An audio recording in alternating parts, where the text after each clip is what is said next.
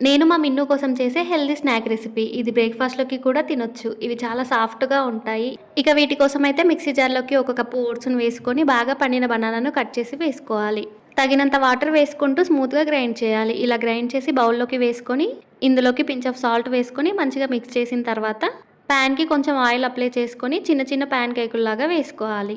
వీటి చుట్టూ ఆయిల్ వేయాల్సిన అవసరం ఏమీ లేదు. మూత పెట్టి 2 నిమిషాలు కుక్ చేసిన తర్వాత మూత తీసి రెండో వైపు కూడా తిప్పుకొని కాల్చుకుంటే పాన్ కేక్స్ అయితే రెడీ అయిపోతాయి. చేసింది పిల్లల కోసం కాబట్టి పైనుండి కొంచెం హనీని వేసిస్తే వదలకుండా తింటారు. పిల్లల స్నాక్ బాక్స్‌లోకి కూడా పెట్టొచ్చు. నచ్చితే మీరు మీ పిల్లలకి చేసి పెట్టండి. వీడియో నచ్చితే లైక్ చేసి సబ్స్క్రైబ్ చేసుకోండి. Thank you for watching.